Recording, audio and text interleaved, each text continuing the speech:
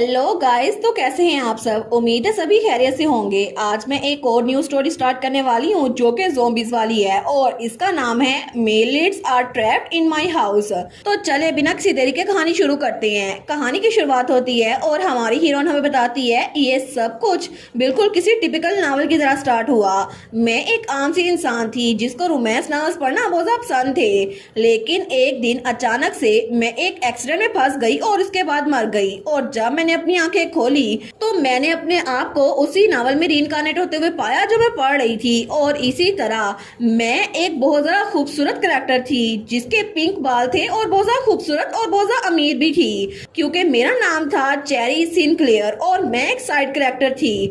लेकिन शुरू शुरू में मुझे लगा लाइफ बहुत ज्यादा अच्छी चल रही है। मैंने बिना किसी फिक्र के पैसे खर्च करना शुरू कर दिए और एक दिन अचानक से बाय कोइंसिडेंस ही जब मैं बगी से नीचे गिरी तो मुझे मेरी पास्ट लाइफ की सारी मेमोरीज याद आ गई। अनबिलीवेबल है ना। मुझे भी ऐसा लगा था क्योंकि मैं उसी नावल के अंदर इनकारनेट हुई थी जिसके बारे में मैंने पढ़ा था, क्योंकि इस नावल के अंदर बहुत सारे ज़ॉम्बीज और मॉन्स्टर्स आने वाले हैं। और तभी वहां पर कोई चिल्ला कहता है ये तो एक मॉन्स्टर है। तो हमारी हीरोइन सामने गिरी हुई थी। वो सोचती है क्या ये सब कुछ इतनी जल्दी कैसे शुरू हो गया, क्योंकि ये कहानी एक सर्वाइवल रोमांस स्टोरी थी। और मैंने अपना एक डिसीजन बनाया इस दुनिया में जहां पर बहुत सारे लोग को मॉन्स्टर्स ने मार डालना है, जहां पर आधे से ज्यादा ज़ॉम्बी है। मुझे जिंदा रहने के लिए कुछ ना कुछ करना होगा। और तभी वहां पर एक कुल्हाड़ी पड़ी हुई थी तो वो उस कुल्हाड़ी को उठाती है और उस मॉन्स्टर को मार देती है, लेकिन उस मॉन्स्टर का ब्लड ग्रीन कलर का था। वो सोचती है मैं आखिर तक जिंदा रहने वाली हूँ, इसी वजह से मुझे मुझे ये सब कुछ खुद ही करना होगा, अपने जिंदा रहने का सामान तैयार करना। और इसीलिए मैंने अपने लिए एक शेल्टर बिल्ड करना शुरू कर दिया। और जबकि मुझे पता था कि मैं सबको बचा नहीं सकती, कम से कम मैं उन लोगों को बचाना चाहती थी जिसकी मैं फिक्र करती थी। और सारा का सारा कुछ मेरे प्लान के हिसाब से चल रहा था। लेकिन एक दिन अचानक से असली नावल की कहानी में जो हीरोइन थी उसका बड़ा भाई मेरे दरवाजे के सामने आ गया और उसके बाद सेकंड मेल लीड भी मुझे नजर आ गया। मैंने जितनी मर्जी कोशिश की कि इस सब को अपने तक रख सकूं, इसके बावजूद भी मैं मुख्तलिफ लोगों के साथ इंटेंगल्ड होती रही और आखिर में तो फीमेल लीड भी यहाँ पर मुझे नजर आ गई। मैं सारे के सारे नावल के मेन कैरेक्टर के साथ इंटेंगल हो गई। लेकिन ये सब कुछ ठीक रहने वाला है ना, कुछ भी गलत नहीं होगा, क्योंकि मुझे तो यही लगा था। लेकिन अगर आपको जानना है कि ये सब कुछ स्टार्ट कैसे हुआ तो उसके लिए हमें 3 हफ्ते पहले जाना पड़ेगा। और तब वहां पर कोई न्यूज़पेपर पढ़ा था। वो कहती है ओ माई, जरा यहाँ पर तो देखो, इस बार फिर से मिस सिनक्लेयर फ्रंट पेज पे हैं और वहां पे हमारी हीरोइन की फोटो छपी हुई थी। तो 2 लड़कियां उस न्यूज़पेपर को पढ़ते हुए कहती है वेल, आखिर पूरे न्यूज़पेपर में उनके अलावा खबर छपी क्या सकती है। मिस सिनक्लेयर वो तो बहुत ही ज्यादा खूबसूरत है, लेकिन उनकी खूबसूरती से ज्यादा जो चीज मशहूर है वो ये है कि वो बहुत ज्यादा अमीर हैं। हालांकि वो एक नोबल नहीं है, फिर भी नोबल्स उनके एडमायर करते हैं और उनका ट्रेंड जो वो सेट करते हैं उनको फॉलो करती हैं। तो हमारी हीरोइन शॉपिंग करते हुए बाहर जा रही थी तो वो उन लड़कियों को देखती है जो उसके बारे में खबर पढ़ रही थी। वो सोचती है और वो मिस सिनक्लेयर मैं ही हूँ। तो तभी वो उन लड़कियों को देखकर स्माइल करती हैं। वो सोचती हैं वाह, मिस सिनक्लेयर ने हमें देखकर स्माइल किया। और हमारी हीरोइन हमें बताती है मुझे अटेंशन लेना बहुत ज्यादा अच्छा लगता है। तो उसकी मेड ने तो बहुत सारे बैग्स पकड़े हुए थे। वो कहती है मिस चेरी प्लीज थोड़ा वेट करे ना, मुझे इन सबको कैरेज में लोड करना होगा। हमारी कहती है अच्छा तुम्हें ये सब कुछ वहां रखना है, लेकिन उसकी मेड तो स्ट्रगल कर रही थी। तो तभी चेरी इधर उधर देखती है। वो सोचती है लगता है इसको हार्ड टाइम मिल रहा है। तो तब वो उसके हाथ से वो शॉपिंग बैग्स लेती है और एक ही झटके में वो सारे के सारे शॉपिंग बैग्स उठाकर बग्गी में रख देती है। तो उसकी मेड कहती है मिस चेरी आप तो बड़ी स्ट्रॉन्ग हैं। हमारी उन कहती है ना मुझे पता था, और बग्गी से नीचे उतरती है। उसकी मेट कहती है आप तो ना सिर्फ अडोरेबल है बल्कि आपकी स्ट्रेंथ भी बड़ी अमेजिंग है। हमारी उन कहती है हाँ मैं जानती हूँ, लेकिन हाई सोसाइटी स्ट्रॉन्ग वुमन को काइंडली नहीं देखती, इसी वजह से तुम्हें इस बात को सीक्रेट रखना होगा। वो सोचती है मैं इस बात को सीक्रेट रखे हुए हूँ ताकि लोगों को मुझ पे शक ना हो। तो उसकी मेट कहती है इन एनी केस मुझे तो बड़ी जलन हो रही है। वो कहती है वेल मैं ऐसे पैदा नहीं हुई थी ना। हमारी हीरोइन हमें बताती है मैं तो बहुत ज्यादा बीमार बची थी, लेकिन मेरे पेरेंट्स पेरेंट्स ने मेरे लिए एक रेयर मेडिसिन फाउंड की और उसके कुछ सालों के बाद ही मुझ में पता नहीं कैसे एक्स्ट्रा ऑर्डिनरी स्ट्रेंथ आ गई, जहां पर मैं तो अपने मॉम डैड को आराम से उठा लिया करती थी, लेकिन तब वो बग्गी में बैठते हुए कहती है चलो चलते हैं, ठीक है सब कुछ लोड हो गया है। लेकिन जैसे ही वो ऊपर चढ़ने लगती है उसी वक्त उसको थोड़े से चक्कर आते हैं। उसकी मेट कहती है मिस चेरी क्या हुआ है? हमारे उन कहती है नहीं नहीं कुछ नहीं हुआ, मुझे बस थोड़े से चक्कर आ गए थे। वो सोचती है पता नहीं मेरी तबीयत को हुआ क्या है, लेकिन जैसे ही वो एक बार फिर से बग्गी पे चढ़ने लगती है उसका एक स्टेप मिस होता है और वो धड़ाम से जमीन पे गिरने लगती है। वो सोचती है एक मिनट क्या मैं सच में गिरने वाली हूँ? लेकिन जैसे ही उसका सर जमीन से टकराया था उसे उस कहानी के बारे में सब कुछ याद आ गया था जो उसने पढ़ी थी अपने पास्ट लाइफ में, और उसे सब कुछ पता चल गया था कि वो नावल पढ़ी थी और चलते चलते एक कार से उसका एक्सीडेंट हुआ और उस कार की वजह से वो वहां पर मर गई, लेकिन उसके बाद रीइंकार्नेट होकर इस दुनिया में आई और तब बचपन से लेकर अब तक उसे कुछ भी याद नहीं था। लेकिन उसी पल उसकी आंख खुलती है और वो अपने बेड पे थी, उस पर पट्टी बंधी हुई थी। तो तब तक तो रात भी हो गई थी, वो अपने घर पहुंच गई थी। तो वो बेचारी सोचती है क्या ये अभी क्या हुआ? वो उठ के बैठती है, वो सोचती है आखिर ये सब कुछ क्या था? तो उसकी मेड आते हुए कहती है मिस चेरी आप उठ गई हैं, डॉक्टर ने कहा है कि आपको ज्यादा चोट नहीं लगी लेकिन आपको ठीक लग रहा है ना? हमारी हीरोइन कहती है बिल्कुल मैं ठीक हूँ। वो कहती है क्या मैं डॉक्टर को बुला के लाऊं? तो चेरी उसके हाथ से रुमाल लेते हुए कहती है नहीं कुछ भी नहीं, लेकिन क्या तुम वो न्यूज़पेपर लेके आ सकती हो जो हमने आज कलेक्ट किए थे? वो कहती है जी जी मैं लेके आती हूँ। हमारे सोचती है मुझे याद आ गया, मुझे सब कुछ याद आ गया कि मैं कैसे रहा करती थी और इस वक्त मैं कहाँ पर हूँ। तो उसकी आंखों से आंसू निकल रहे थे। वो सोचती है ये जगह ये एक नावल के अंदर की जगह है जो मैं पढ़ रही थी, लव इन अ रून्ड वर्ल्ड। ये तो एक ऐसी दुनिया है जो कि गिर चुकी थी। ये एक ऐसी स्टोरी है जहाँ पर फीमेल लीड अरोरा वो कुछ लड़कों का एक ग्रुप इकट्ठा करती है जिन्होंने क्योर ढूंढना था और आखिर में 2 सालों के बाद उनको क्योर मिल भी गया था। लेकिन इन 2 सालों में उन्होंने इस पूरे मॉन्स्टर इरा को झेलना था और यहाँ पर बहुत सारे कैंप्स लगे हुए थे जो कि पावर को सीज करने के लिए तैयार थे और अरोरा एक एक करके सारे कैंप्स को टेक ओवर कर रही थी जिसकी वजह से उसका इन्फ्लुएंस बढ़ गया था। वो तो बहुत ज्यादा अच्छी कैरेक्टर थी, लेकिन मैं चेरी सिनक्लेयर सिर्फ एक साइड कैरेक्टर थी जो कि एक मेल लीड को ऑलमोस्ट मरवाने ही वाली थी, लेकिन वो तो बच गया और चेरी सिनक्लेयर यानी कि मैं उस मॉन्स्टर के हाथों मर गई। अनबिलीवेबल, मेरी पास्ट लाइफ में एक कार एक्सीडेंट की वजह से मेरी मौत हो गई और अब इस दुनिया में ये सब कुछ भी होने वाला है। आखिर अब मैं क्या करूं? मैं ऐसा तो कर नहीं सकती ना कि उस मॉन्स्टर अटैक को रोकूं। नहीं नहीं, मुझे कुछ ना कुछ करना होगा, मैं यहाँ से भाग जाऊंगी। वो सोचती है अगर ये दुनिया ये कोलैप्स होने वाली है तो मुझे इसके लिए तैयारी करनी चाहिए। तो तभी वहां पर उसकी दूसरी मेट आई थी सुजैना। वो कहती है मिस सिनक्लेयर आपको रेस्ट करना चाहिए और वो वहां पर न्यूज़पेपर भी ले आई थी। हमारा सोचती है अगर मुझे इस दुनिया में जिंदा रहना है तो फिर मुझे एक बंकर बनाना होगा जिसमें मैं जिंदा रह सकूं। और तब वो कहती है सुजैना प्लीज मुझे सारे के सारे न्यूज़पेपर दो। वो सोचती है मैं अपना शेल्टर खुद बनाऊंगी जहां पर मुझे जिंदा रहने के लिए हर एक सामान तैयार करना होगा। तो तब हमारी हीरोइन सारे न्यूज़पेपर को देखती है। वो सोचती है यहाँ पर तो ये सब कुछ पहले शुरू हो गया है, मतलब कुछ आर्टिकल्स हैं जहाँ पे इन्फेक्टेड लोग के बारे में जिक्र है, लेकिन वो सोचती है इसका मतलब है कि मेरे पास ज्यादा टाइम नहीं बचा।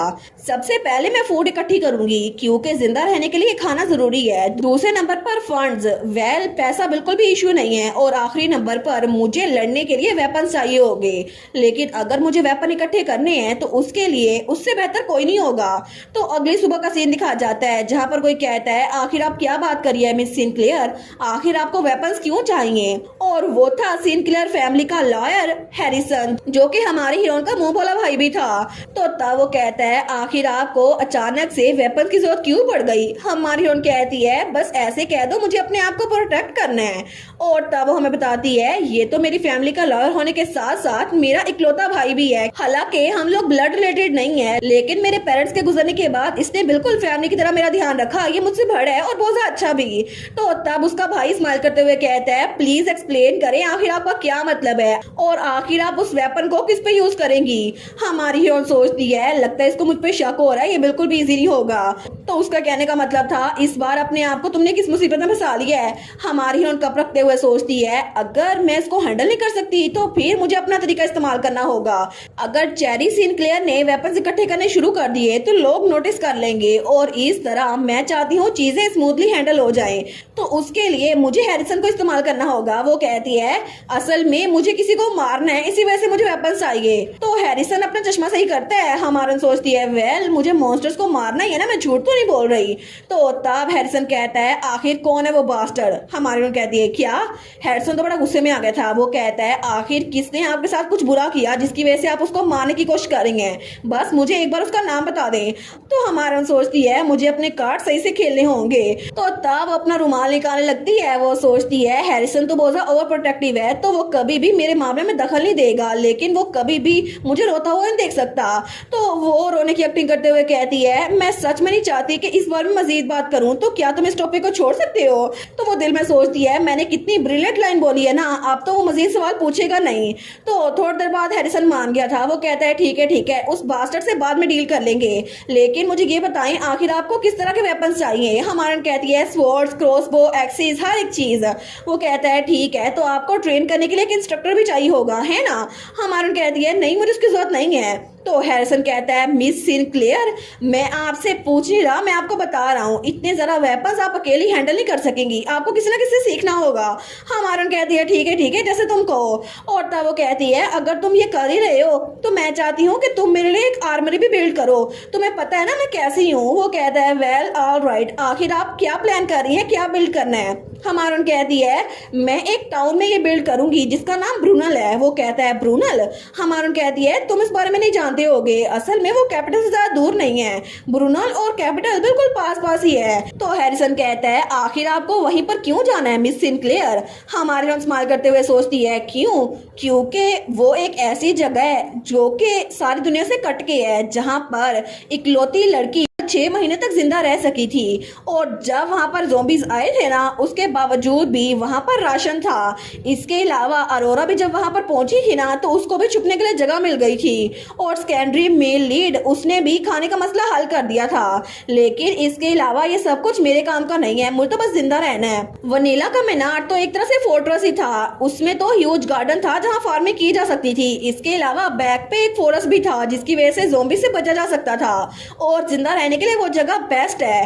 तो तब वो सोचती है इसके अलावा मेरे पेरेंट्स वो पिछली लाइफ में फार्मर थे, तो मैं फार्मिंग भी कर सकती हूँ। अच्छा रहेगा ना कि मेल लीड के क्योर ढूंढने से पहले मैं वहां पर रहूं, क्योंकि 2 सालों तक मुझे जिंदा रहना होगा। 2 सालों बाद क्योर ढूंढा जाएगा और फिर मैं दोबारा वापस आ जाऊंगी। लेकिन हैरिसन तब तक शायद जिंदा ना बच सके, इसलिए मैं ऐसा होने दूंगी।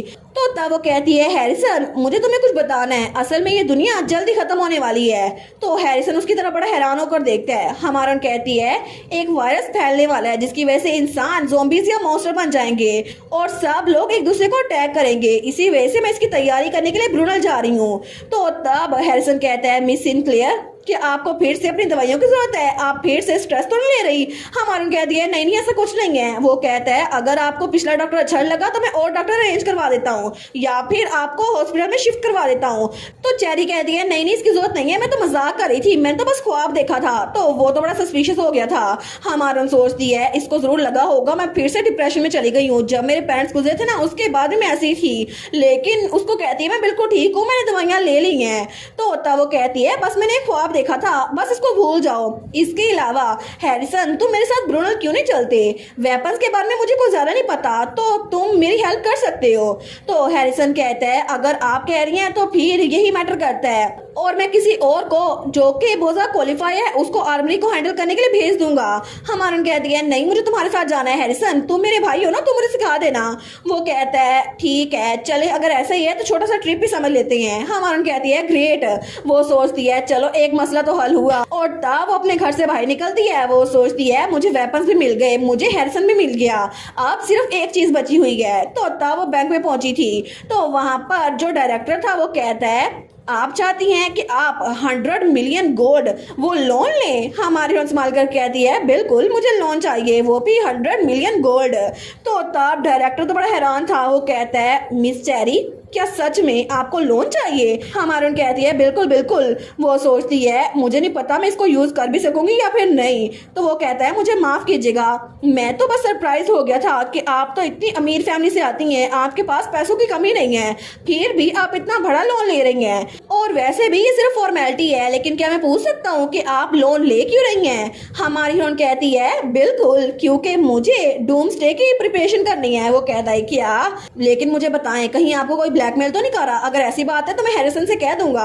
हमारन कहती है ऐसा कुछ भी नहीं है। वो सोचती है ये तो डेजा वू लग रहा है, हैरिसन को भी मुझ पे यकीन नहीं था। तो डायरेक्टर कहता है कहीं आपने जुए में तो पैसे नहीं उड़ा दिए ना? गैम्बलिंग क्लब तो नहीं गई थी आप फिर से?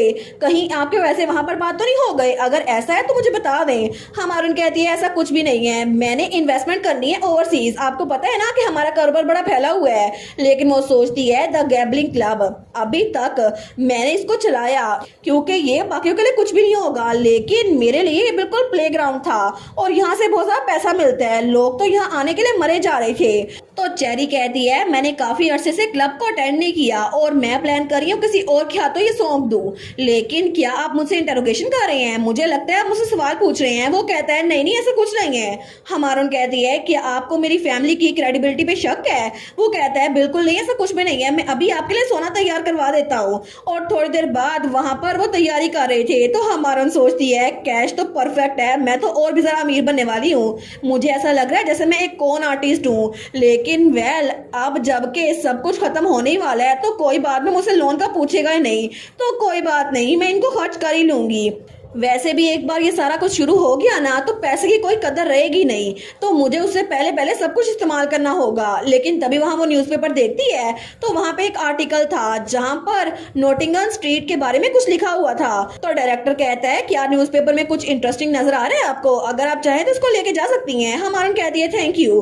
तो तब जब वो वापस आ रही थी उस न्यूज़पेपर को पढ़ती है तो तब हमारी हीरोइन सोचती है ये न्यूज़पेपर तो उस रात पब्लिश किया गया था जब पहला मोस्टर वो नावल में अपेयर हुआ था।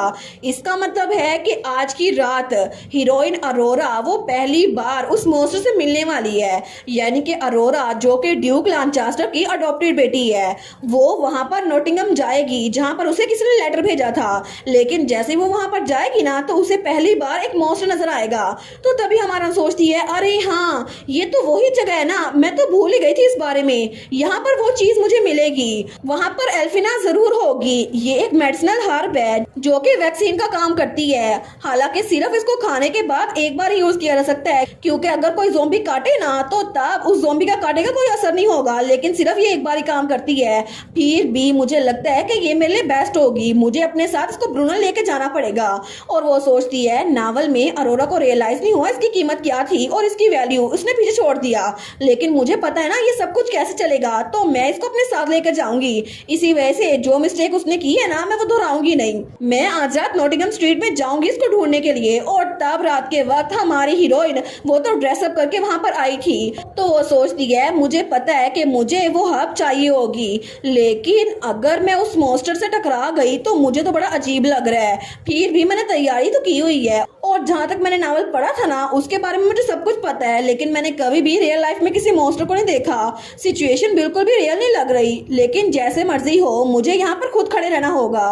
तो तब वहां से गुजर रही थी, लेकिन तब वहां पर दो लोग खड़े थे। तो तब वो हमें बताती है अगर एक मोस्टर किसी इंसान को बाइट कर ले तो वो भी इन्फेक्टेड हो जाता है और उसके बाद वो खुद भी ट्रांसफॉर्म होकर एक मोस्टर बन जाता है और उसके बाद उसमें बहुत ज्यादा स्टेमिना आ जाता है, बहुत ज्यादा फास्ट हो जाता है। लेकिन फिर भी उस मोस्टर की एक वीकनेस है, उसकी विजन बहुत ज्यादा पोर है, लेकिन उसकी हेयरिंग बहुत ज्यादा शार्प होती है और वो तो बहुत ज्यादा फायर के सामने डरते हैं, वो फायर में मर सकते हैं।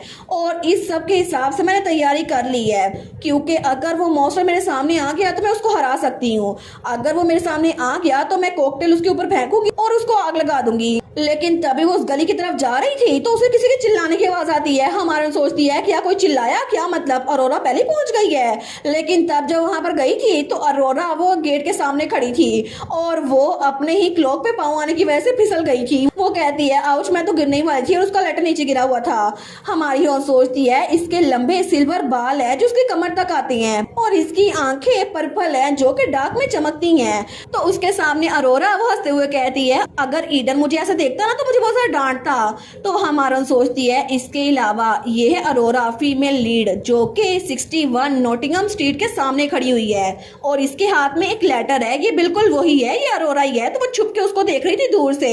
हमारन सोचती है ये तो नावल की प्रोटैगनिस्ट है अरोरा लांचास्टर। ये जब 15 साल की थी इसकी मेमोरीज चली गई और इसको ड्यूक लांचास्टर ने अडॉप्ट किया। इसका एक बड़ा भाई भी है जो कि कहानी के मेल लीड्स में से एक है और वो बहुत ज्यादा हैंडसम है, लेकिन इसके बर्थ पेरेंट्स के बारे में किसी को नहीं पता और ये बात इसको बहुत ज्यादा तंग कर रही थी। इसीलिए किसी ने इसको लेटर भेजा कि मुझे तुम्हारे पेरेंट्स के बारे में पता है, तो वो यहाँ पर आ गई। लेकिन तब वो सोचती है आखिर ये कर क्या रही है। तो अरोरा तो दरवाजे को चेक कर रही थी, ये खुल क्यों नहीं रहा। हमारा सोचती है क्या गेट क्लोज है इसी वजह से ऐसे कर रही है, फिर भी ये कितनी क्यूट है ना। तो तब वो सोचती है मुझे इसके बारे में पता है, ये फीमेल लीड है, मुझे आइडिया है कि ये बच जाएगी, लेकिन मुझे खुद कुछ ना कुछ करना होगा। मुझे बस वहां जाकर उस हाफ को कलेक्ट करना होगा इससे पहले कुछ और हो जाए। तो वो खिड़की से कूद के उस घर के अंदर चली गई थी, लेकिन वहां पर बिल्कुल खामोशी थी। हमारी चेरी सोचती है यहाँ पर बिल्कुल खामोशी है, ऐसा लगता है यहाँ पर कोई भी नहीं है, मेरे लिए तो बेहतर ही है। और वैसे भी मुझे पता है इन्फेक्टेड इंसान इस मीनार में कहीं बंद होगा, लेकिन फिर भी मुझे अलर्ट रहना होगा। तो तभी वहां पे उसको किसी चीज की आवाज आती है। हमारी ऑन जल्दी से पीछे देखती है, वो सोचती है क्या ये आवाज मेरे पीछे से आई है, आखिर ये है क्या। लेकिन जैसे वो पीछे देखती है ना तो वहां पे एक छोटा सा बॉक्स गिरा हुआ था और उसके ऊपर उसी हब की फोटो लगी हुई थी जिसको वो लेने आई थी। हमारा सोचती है इसने तो मुझे डरा ही दिया, मुझे लगा मॉन्स्टर है, लेकिन तब उसको उठाने लगती है। वो सोचती है चलो ये तो वही हब था, ये मुझे मिल गया फाइनली। मुझे लगा था मुझे इसे ढूंढना पड़ेगा, लेकिन मेरी आंखों के सामने ही आ गया। वो तो बड़ी खुश हो गई थी।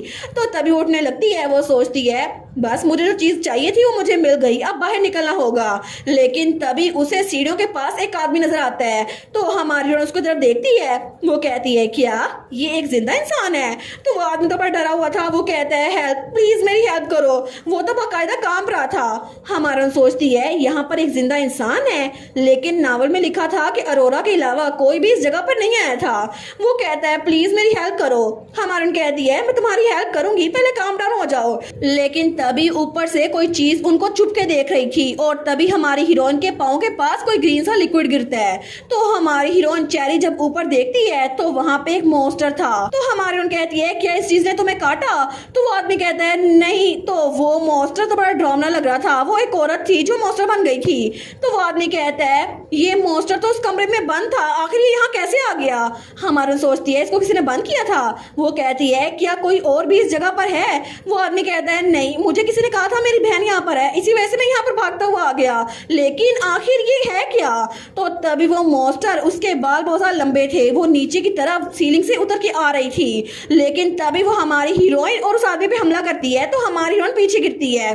तो वो आदमी भी थोड़ा दूर गिरा था, वो तो डर रहा था, वो चिल्लाते हुए बाहर भाग जाता है। वो कहता है हेल्प प्लीज मेरी कोई हेल्प करो। हमारा सोचती है अच्छा वो यहाँ से निकल गया क्योंकि रास्ते में आ रहा था। लेकिन तभी वो उस मॉन्स्टर को देखती है। वो सोचती है अब मेरे पास पीछे रुकने के लिए कोई चीज नहीं है। और फिर वो उस बोतल को निकालती है जिसके अंदर वाइन थी और तब वो स्माइल करती है। लेकिन दूसरी तरफ अरोरा वो दरवाजे को खोलने की कोशिश कर रही थी और उससे दरवाजा खुल भी गया था। वो कहती है मुझे माफ कीजिएगा, पता नहीं किसका घर है। लेकिन वो सोचती है क्या मैं अंदर जाऊं। तो किसी के चिल्लाने की आवाज आती है मेरे रास्ते से हटो, यहाँ पे एक मॉन्स्टर है, कोई तो मेरी हेल्प करो। तो अरोरा पीछे होती है। तो वो आदमी उसके पास से भाग गया था। वो सोचती है क्या अभी ये क्या था, आखिर ये है क्या। लेकिन तभी वो दरवाजे के अंदर देखती है तो वहां पे आग जल रही थी और तभी कोई भागता हुआ उसकी तरफ आता है, अरोरा की तरफ। अरोरा तो बिल्कुल स्टिल हो गई थी। तो वो मॉन्स्टर, उसको हमारी हीरोइन चेरी ने आग लगा दी थी, तो अरोरा नीचे गिर गई थी। वो कहती है क्या एक मॉन्स्टर, क्या ये एक मॉन्स्टर है। तो वो मॉन्स्टर बाहर निकल के अरोरा की तरफ हाथ बढ़ाता है। लेकिन तभी हमारी हीरोइन वो कहती है रास्ते से हट जाओ। और तभी हमारी हीरोइन जल्दी से भागते हुए आती है और उसने अरोरा की जान बचा ली थी। और थोड़ी देर के बाद अरोरा रोते हुए कहती है थैंक यू सो मच मेरी जान बचाने के लिए, मुझे नहीं पता अगर आप यहाँ ना होती तो मैं क्या कर पाती। और उसने हमारी चेरी का हाथ पकड़ लिया था। वो कहती है आप तो सच में मेरी सेवियर है। हमारी सोचती है ये चीज तो मुझे तंग कर रही है, आखिर इसने मेरा चेहरा तो नहीं देख लिया। तो वो कहती है नहीं नहीं, मोर इम्पोर्टेंटली क्या आपने इस मीनार से बाहर एक आदमी को भागते हुए देखा है? वो कहती है बिल्कुल, एक आदमी भाग के गया था। हमारा सोचती है चलो अच्छी बात है कि वो जिंदा था, लेकिन बहुत सारी अजीब चीजें हो गई हैं, कम से कम मुझे हब तो मिल गई। इसके अलावा यहाँ पर किसी को चोट नहीं लगी और ये मॉन्स्टर मैंने इसके साथ भी डील कर लिया है, ये तो मर चुका है और यहाँ पर बहुत सारे लोग इकट्ठे हो रहे हैं। इससे पहले कि कोई और आ जाए ना, मुझे यहाँ से निकलना होगा। तो तब हमारी चेरी अरोरा का हाथ हिलाते हुए कहती है अगर आप मुझे एक्सक्यूज करें, लेकिन तभी उन दोनों की तरफ रोशनी पड़ती है। तो तभी वहां पर पुलिस ऑफिसर आया था। वो कहता है क्या यहाँ पर क्या हो रहा है? अरोरा क्या ये तुम हो? और वो था हमारी कहानी का मेल लीड ईडन लैनचेस्टर। वो कहता है अचानक से रात के इस वक्त तुम यहाँ पर क्या कर रही हो? तो हमारी सोचती है ये कितना हैंडसम है ना। तो अरोरा कहती है आखिर तुम यहाँ पर क्या कर रहे हो ईडन? हमारी सोचती है अभी इसको देखने का टाइम नहीं है, एक मिनट। अगर अरोरा इसको ईडन कह रही है तो इसका मतलब है ये अरोरा का ओल्डर ब्रदर है, ईडन डंकन लैनचेस्टर। वो कहता है मुझे एक रिपोर्ट मिली थी इसलिए मैं इन्वेस्टिगेट करने के लिए यहाँ पर आया था, लेकिन तुम यहाँ पर क्या कर रही हो? हमारी सोचती है ये तो पूरे नावल में सबसे कॉम्पिटेंट इंसान था और इसके अलावा इसकी बॉडी में वायरस के खिलाफ एंटीबॉडीज भी हैं, इसी वजह से ये की कैरेक्टर है। मुझे यकीन नहीं होता मैं किसी ऐसे इंसान से मिल रही हूँ, वो भी किसी ऐसी जगह पर। तो अरोरा कहती है इस लड़की ने मॉन्स्टर से मेरी जान बचाई है। तो ईडन उसकी तरफ देखता है। वो कहता है क्या एक मॉन्स्टर? हमारी चेरी वो फ्लिंच होती है। वो सोचती है अगर इसे पता चल गया ना कि मैं चेरी सिंक्लेयर हूँ तो फिर ये मुझ पे शक करेगा और मुझ पे इन्वेस्टिगेशन करेगा, क्योंकि ये तो बहुत ज्यादा ईमानदार पुलिस ऑफिसर है। तो तभी वहां पर कोई कहता है सर ईडन इधर आए, यहाँ पर देखिए क्या हो रहा है। तो ईडन दूसरी तरफ जाता है। हमारे सोचती है मुझे यहाँ से निकलना होगा, इससे पहले कि मैं ओरिजिनल स्टोरी में कुछ और चेंज कर दूं, मुझे यहाँ से निकलना होगा। तो वहां पर दूसरा पुलिस ऑफिसर कहता है जरा इसकी तरफ देखे तो सही, आखिर ये चीज है क्या? तो ईडन भी कहता है ये क्या चीज है? तो तभी वो सोचता है क्या उस लड़की ने इस मॉन्स्टर को खुद हराया? लेकिन तभी जब वो पीछे देखते हैं तो अरोरा कहती है मेरी सेवियर आखिर आप कहाँ जा रही हैं? हमारी हीरोइन भागते हुए सोचती है मुझे माफ कर दो अरोरा, कम से कम मैं तुम्हारे साथ फंसना नहीं चाहती। लेकिन तब अरोरा चिल्ला कहती है जाने से पहले अपना नाम तो बता दे। हमारी सोचती है मैं तुम्हें नहीं बता सकती ना, मुझे माफ कर दो, मैं इस सब में फंसना नहीं चाहती। तो तब हमारी हीरोइन तो एक गली में भाग गई थी और वहां पे एक बिल्ली बैठी थी, लेकिन उसके भागने की वजह से वो बिल्ली भी डर जाती है। वो सोचती है ये तो पागलपन है, आखिर ये पुलिस ऑफिसर ईडन लैनचेस्टर मेरा पीछा क्यों कर रहा है? वो तो उसके पीछे ही पड़ गया था। तो तब वो कहता है तुम्हें तभी रुक जाना चाहिए था जब मैंने तुम्हें बोला था, और उसने हमारी हीरोइन को पकड़ लिया था। वो उसको घसीट के लेके जा रहा था। वो कहता है मैं अप्रिशिएट करता हूँ कि तुमने मेरी बहन की जान बचाई है, लेकिन ऐसे भागना तुम्हें सस्पिशियस बना रहा है। हमारी हीरोइन ने तो अपना क्लॉक जरा जोर के पकड़ लिया था। वो सोचती है ऑफ कोर्स मुझे भागना था ना, क्योंकि अगर मैं रुक गई होती ना तुम्हें पता चल जाता मैं कौन हूँ। वेल मैंने भागने की कोशिश तो की थी, मुझे लगा था कि मैं घर जाकर पैकिंग करना स्टार्ट कर सकती हूँ, लेकिन उसी वक्त पता नहीं कहाँ से ये मेरे पीछे पड़ गया।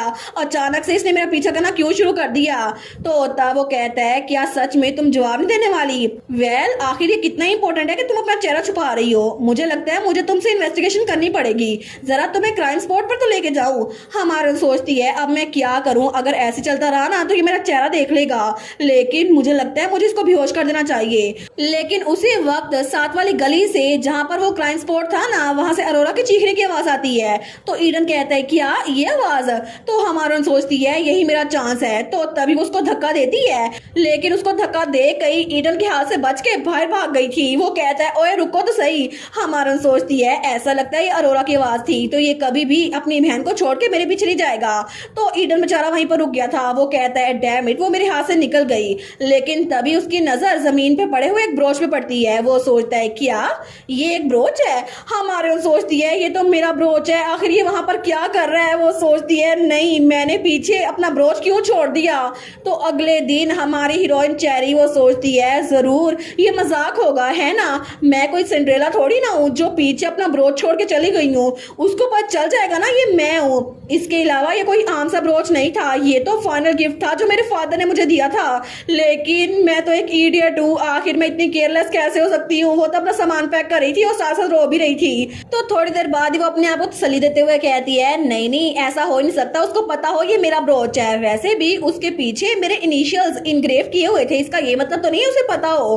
तभी वहां पर दरवाजे पे दस्तक होती है तो उसकी मेड सुजाना आते हुए कहती है miss Cherry, sir Eden House Lanchester उन्होंने आपके लिए कॉल दी है। हमारून कहती है क्या?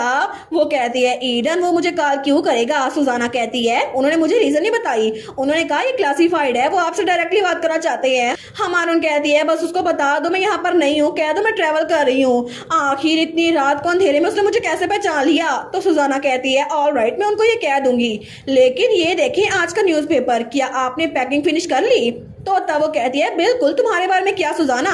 वो कहती है जी जी बिल्कुल, मैं हेडमेट को बता दूंगी और आपको जल्दी ज्वाइन कर लूंगी। हमारे हमें बताती है सुजाना मेरे लिए बिल्कुल एक एंजल है, क्योंकि अचानक से जब मैंने ब्रुनल जाने का प्लान बनाया ना तो इसने हाँ कह दी। ये ना सिर्फ मेरी मेड है बल्कि मेरी बहुत ज्यादा अच्छी दोस्त है, और कैपिटल में भी इसके अलावा मेरा कोई दोस्त नहीं था। तो हमारून कहती है तुम्हारे लिए बहुत ज्यादा अचानक होगा ना, थैंक यू सो मच मेरे साथ आने के लिए, तैयार होने के लिए। सुजाना कहती है ऑफ कोर्स आप जहाँ जाएंगी मैं आपके साथ ही जाऊंगी मैडम। हमारून कहती है फिर तो मैं तुम्हारे साथ हमेशा के लिए ब्रुनल में रहूंगी, तुम कितनी अच्छी हो ना। वो कहती है ठीक है मैं जाकर सर ईडन को रिस्पॉन्स करके आती हूँ। लेकिन तब हमारी हीरो न्यूज़पेपर पढ़ती है, वो सोचती है ऑल राइट चलो देखते हैं कि आज के न्यूज़पेपर में मोस्टर के बारे में क्या लिखा है।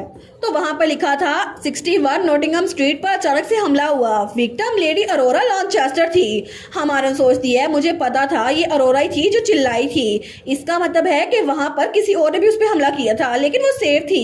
एज एक्सपेक्टेड मोस्टर के बारे में कोई भी जिक्र नहीं है, मतलब कोई जानबूझ के सबको कवर अप कर रहा है, वरना वहां पर इतने सारे विटनेसेस थी। लेकिन एक सिंगल आर्टिकल भी उस मोस्टर के बारे में नहीं था। अगर मैं जाके लोग को सच बताऊं तो बिना किसी प्रूफ के सब लोग को यही लगेगा मैं पागल हूँ। हालांकि जब मैंने हैरिसन को बताया था उसने भी मुझसे पूछा था कि मैं ठीक हूँ या फिर नहीं, तो बाकी कैसे रिएक्ट करेंगे, क्योंकि इकलौता विलन जिसको मैं जानती हूँ ना वो मार्कोस कैसी है, और उसके मरने के बाद मेरे पास कोई भी लीड नहीं है। अगर मैं इन्वेस्टिगेशन करूँ और ट्रुथ को अनकवर करूँ और इसको रोकूं, फिर भी मैं ये सब कुछ नहीं कर सकती, मुझे अपनी जान बचानी होगी, मुझे बस ब्रुनल जाना होगा। लेकिन थोड़ी देर के बाद हमें फिर से वही क्राइम सीन दिखाया जाता है जहाँ पर कुछ लोग आए हुए थे, लेकिन तब वो किसी को देखकर बहुत मेस्मराइज हो रहे थे, क्योंकि वहां पर ईडन खड़ा हुआ था जो न्यूज़पेपर पढ़ा था। तो कुछ लड़कियां उसको देख के कहती है कितना हैंडसम है ना। लेकिन तभी ईडन न्यूज़पेपर पढ़ता है तो उसके अंदर चेरी के बारे में खबर लिखी हुई थी जिसने 100 मिलियन गोल्ड का बैंक लोन लिया है। वो सोचता है चेरी सिंक्लेयर फ्रंट पेज पे है एक बार फिर से।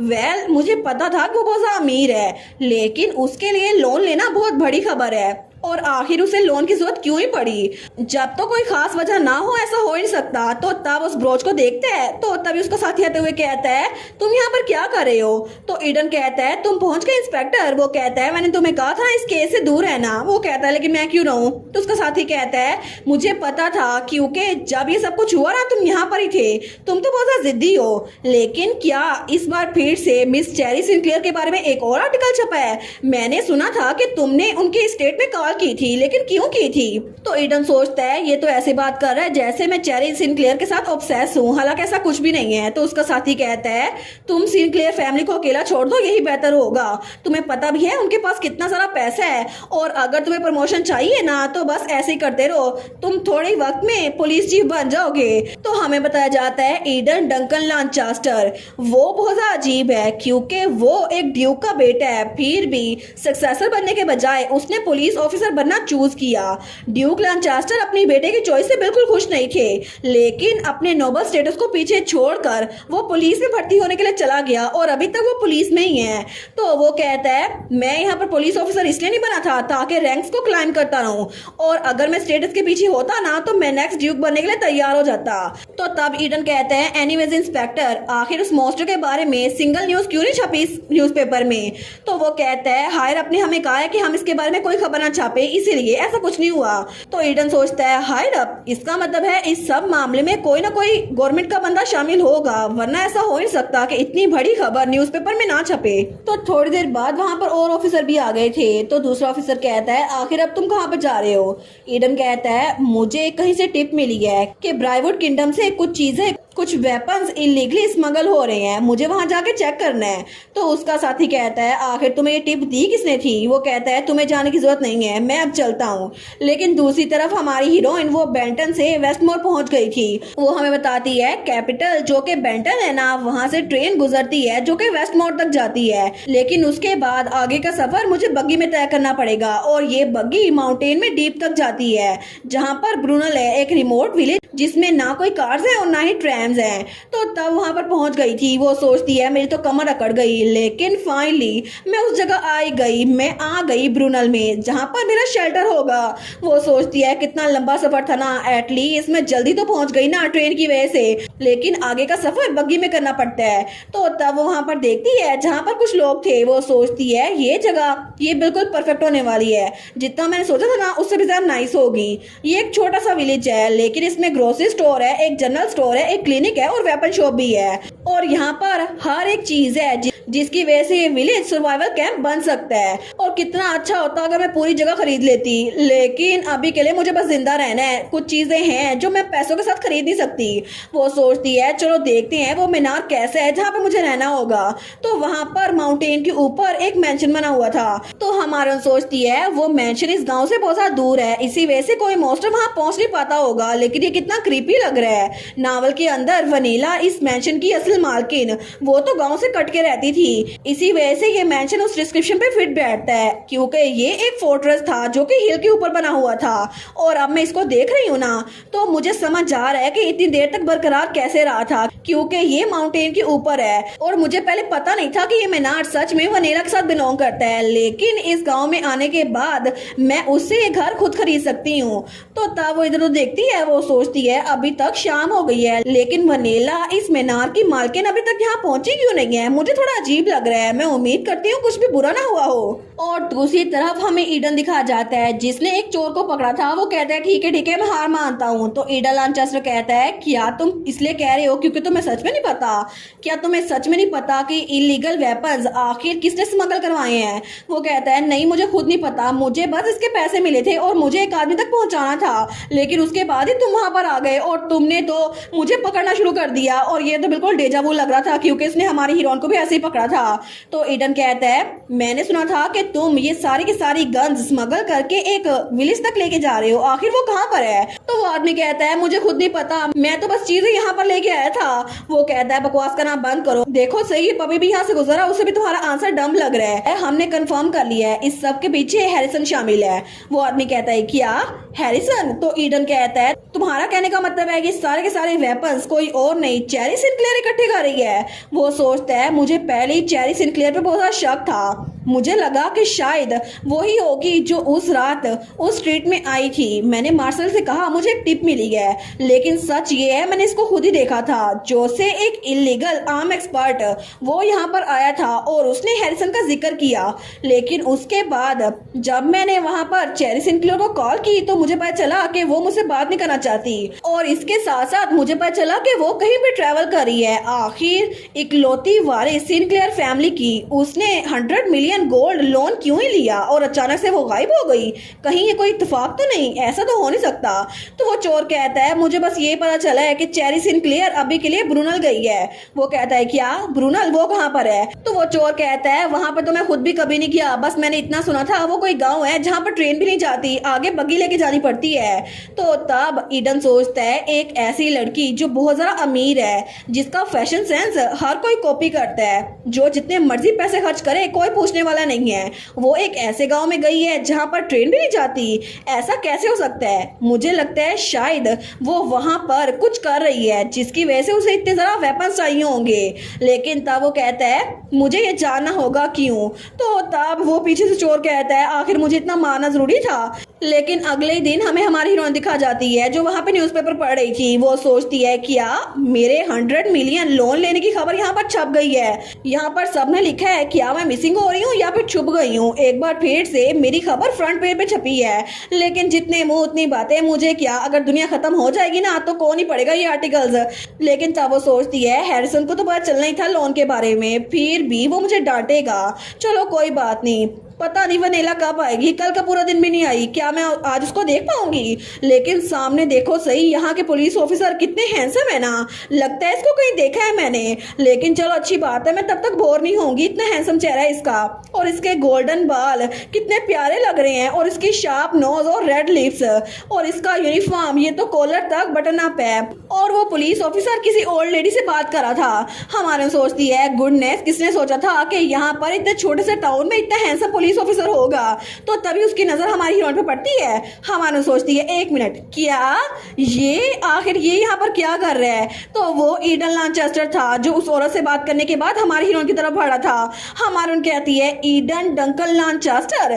तो वो उसके पास आकर कहता है एक्सक्यूज मी, अगर आपके पास ये जगह फ्री है तो क्या मैं यहाँ पर बैठ सकता हूँ? अगर आप माइंड ना करें तो मुझे थोड़ी देर आपसे बात करनी है।